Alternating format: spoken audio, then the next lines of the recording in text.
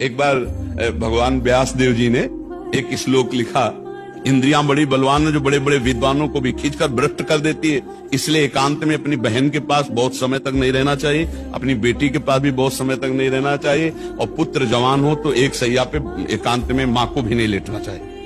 तो जैमिनी जी बड़े ऋषि हैं, तो उनका प्रभु ऐसा कैसे हो सकता है कि विद्वान है वो और जानता है मेरी बहन है और बेटी है, पवित्र भाव, तो वो ऐसा कैसे कर सकता है? तो उनका इस प्रश्न का उत्तर तो हम कुछ दिन बाद देंगे। तो 10-15 दिन तुम संभालो आश्रम। उसी शाम को हल्की सी वर्षा होने लगी। भगवान है व्यास देव जी, संध्या का समय, 16 वर्ष की अवस्था धारण की, तो जैमिनी जी के पास आई और कहा, भगवान रात्रि का समय आने वाला है, बड़ा भयावह है, मैं अपना घर भूल गई हूँ, आज रात्रि अपने आश्रम में आप जगह दे देंगे क्या? उनका नहीं, गुरुदेव बाहर गए हुए हैं और सख्त आदेश है, ब्रह्मचारियों का स्थान है, यहाँ स्त्री प्रवेश निषेध। प्रभु स्त्री की बात नहीं है, मैं आपकी शरण में हूँ। अच्छा, ऐसा कर सकते हैं कि हम अपने आश्रम में एक झोपड़ी खपरेला था, उसमें अलग आपको दे देंगे, दरवाजा लगा बंद कर, मैं भी कहूँ तो दरवाजा रात्रि में मत खोलना, सुबह निकल जाना। अब जाके जो संध्या वंदन करके ध्यानस्थ हुए, फिर दिमाग में आया कि हमने पूछा नहीं कि तुम रात्रि में अकेले कैसे फंस गई, ब्याह हुआ है कि नहीं हुआ है। अब गए, दरवाजा खटखटाया, दोनों उनका दरवाजा तो नहीं खुलेगा, बोले मैं जैमिनी जी हूँ, बोले नहीं जैमिनी जी ने मना किया है।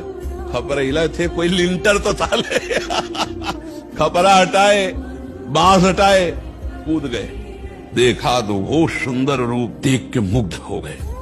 अब सब पूछना भूल गए कि तुम कहां से आई हो, क्या कुछ नहीं पूछा, तुम्हारा ब्याह हुआ है? नहीं। तो तुम ब्याह कर सकती हो? हाँ, हमसे कर सकती हो। बोले आप जैसा ऋषि मिले तो फिर क्या कहला, ब्याह तो कर ही लेगी।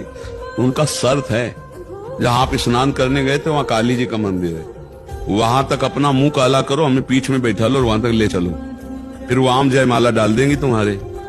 सोचा अंधेरे का मामला है, बोले ठीक है। काम कितना प्रबल होता है, मुंह काला किया, पीठ में बैठा ला, घुटने के बल चले, जब वहां पहुंचे तो 2 थप्पड़ मारे।